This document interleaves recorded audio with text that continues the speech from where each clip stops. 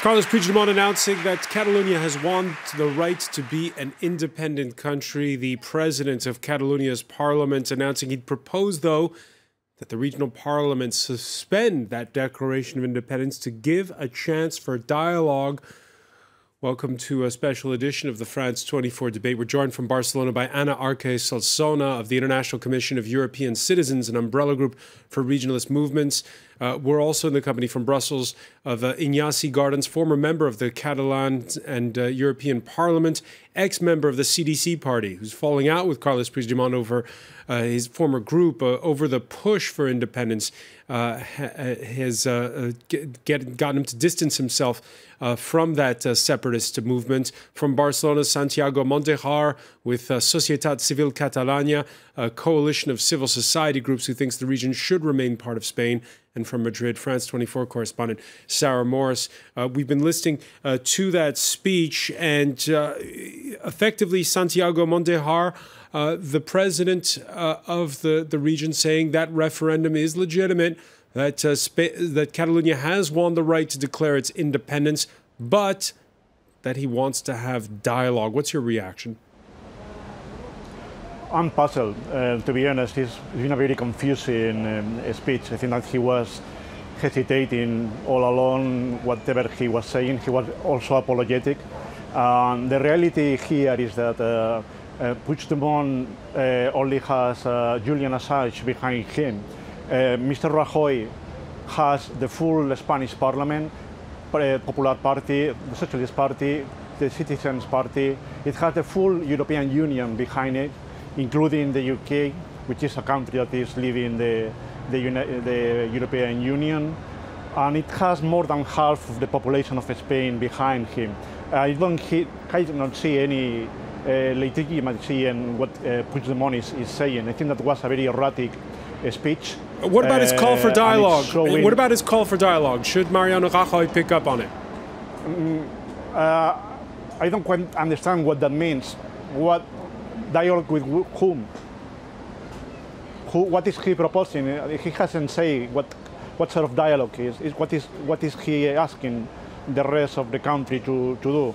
He's already, you cannot negotiate under blackmail, and he's effectively putting a deadline, 2 days. What is the plan?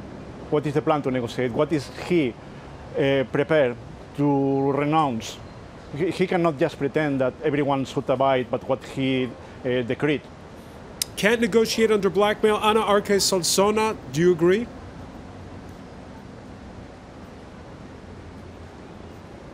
Today it's a historical day because of many reasons, but one of them is because the president of Catalonia has just formally declared independence because the people of Catalonia voted so. And not only because we voted that we won, majority won the independence of Catalonia, but because there's a long procedure of a majority, a social majority, that we managed to transform ourselves into a political majority that has been able to approve the referendum law. So with this international legality, with this umbrella of the democracy concept, we just held a referendum. Independence was the option that most of the people backed, even though all the violence that we had to suffer from the Spanish police, because they decided that people can just not express their opinion in a ballot box, and they decided to shoot with rubber bullets and to spray all the families that we were there ready to vote. So today the president just obeyed the mandate of the people. He couldn't do anything else, and of course I'm very happy about it. And you're saying it's a declaration of independence today. It's not clear. Is it really a declaration of independence? For you, is Catalonia independent now?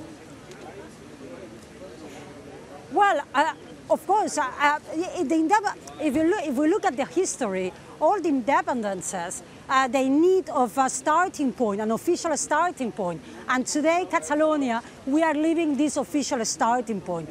From this point, even though the independences that they have become with an agreement of the other state, they took their time. So, of course, now we will open, well, not open, we will continue offering the dialogue that from Catalonia we have always defended. Dialogue, let's talk to each other to see which is the best way for the benefit of the Catalans, the Spaniards, and all Europeans to see how we make effective to all means this independence that today we just declared in the Parliament of Catalonia. Iñaki Gardans, is that how you understood the message from Carles Puigdemont? Yes, because well, I understand that he did an exercise of cynicism in a way.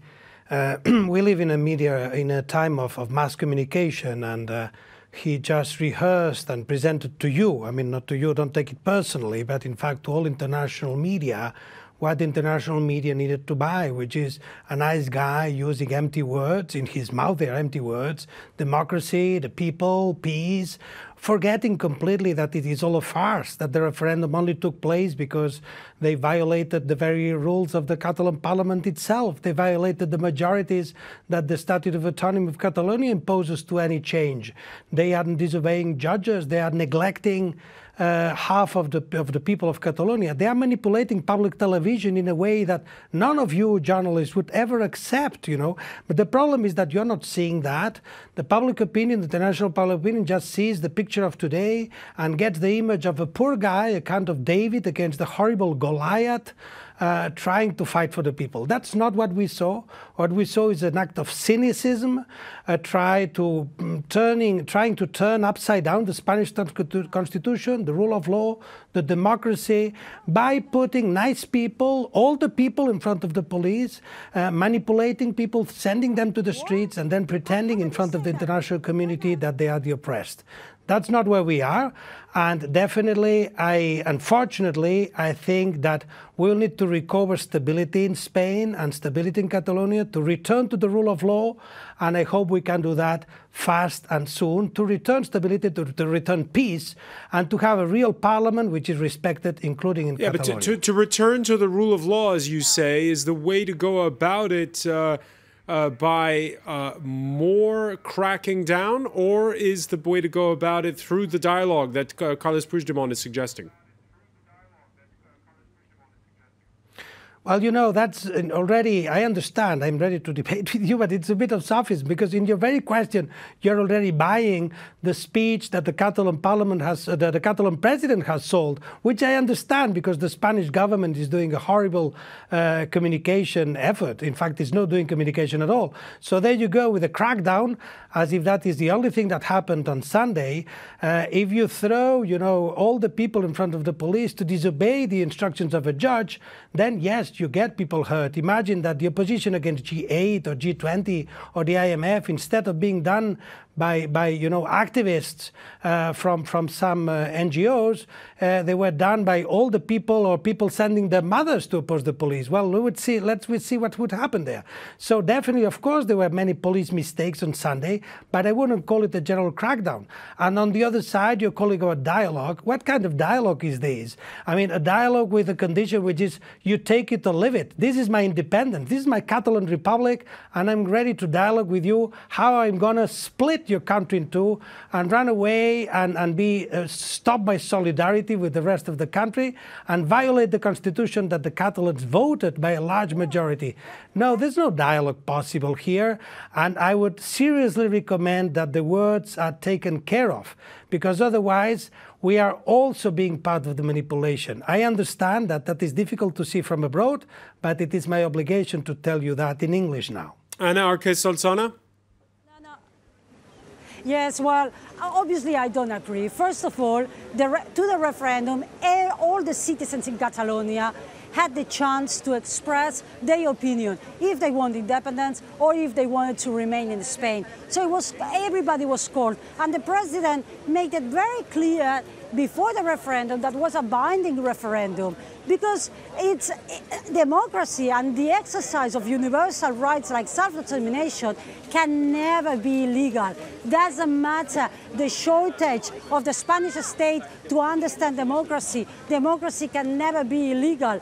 And the other point is that how can anybody say that the people were there confronting the police? For God's sake, people were there defending the schools, defending democracy, because police injured 900 people. We are in Europe. We are European citizens. In which state police will charge against all people? That doesn't make sense at all. So independences are not a strange thing. Since 1900, 52% of the countries in the European Council are from new states. Since 1990, 33 new states. So to be independent is not something strange that never happened. And there's mechanisms and procedures, but of course, everybody needs to understand what human rights mean, what democracy means. And on that, they cannot use the Spanish Constitution, because the Spanish Constitution was signed after the last dictator, the Spanish dictator, died, and they signed all the international treaties defending as well the right to self-determination. But the Catalans approved that Constitution. So they cannot use the Spanish Constitution. Excuse me? The Catalans approved that Constitution, 90% of them, in fact. No, look, in order for Spain to be amongst the family of democratic Occident family, they need to be democratic and they need to sign minimum standards of understanding, and referendum and the universal right of self-determination is defended internationally, because we are a nation. We are not just a community of neighbors. We are a nation, and therefore we know our rights, and we just determined to exercise it as we did last Sunday, peacefully and knowing our rights. Is Spain who is not understanding what it means to be in the 21st century. Let me turn to our Madrid correspondent, because we're running short on time. Sarah Morris, what reaction can we expect from the government? I think that they will probably take the attitude that this was a cynical speech, because they will ask the question, what exactly is the Puigdemont government prepared to negotiate on, when it starts off by declaring independence and then calls for negotiations, because Carles Puigdemont said he would suspend independence, but the government has said they won't talk unless independence is off the table and the referendum is off the table. So I suspect that this won't change much for the Spanish government. We've just seen some comments from the opposition leader in the Barcelona parliament, Inés Arrimadas, who is the leader in the parliament of the Citizens Party. And she's essentially attacking that referendum, saying nobody but Puigdemont's supporters think that referendum spoke for the majority of the Catalan people. And she's saying that the speech is being given by the nationalists in Catalonia. She says that some of them are not designed to promote understanding between the rest of Spain or the rest of Catalonia. Santiago Montejar, let me turn to you before we go. What can be done now to, as Carles Puigdemont said at the outset, de-escalate the situation? You heard that everyone's dug in on both sides. Yeah, it's a pity situation. I think that it's up to Mr. Puigdemont to take contact with reality. And he needs to realize, he and his followers need to realize that this independence decision is an arrow at the heart of Europe. Europe is made upon the law and is made upon the respect of the procedures, the sovereignty of states. Europe cannot be undone by letting people like Puigdemont destroying the very rules that made Europe possible. So this is not going anywhere. What can be done? Let's talk, of course, but without conditions. As I said at the beginning, this very hesitant declaration of independence, between quotes, doesn't say anything really. It's saying, listen, we are going to put this floating, levitating for 2 days, and then we'll carry on anyway. So what kind of negotiation proposal is this? Nevertheless, this will need to be resolved in the Spanish Parliament. It's a long-term problem that will have a long-term solution, but it cannot be done under the blackmail of Puigdemont, which is a person that really doesn't understand reality. All right, we're going to have to unfortunately leave it there because we've run out of time. Santiago Mondejar, I want to thank you. I want to thank as well Ana Arque Solsona for being with us from Barcelona, Iñaki Guardans in Brussels, and Madrid correspondent Sarah Morris, who will continue to keep us up to date. Stay with us. More to come on this story. You're watching France 24.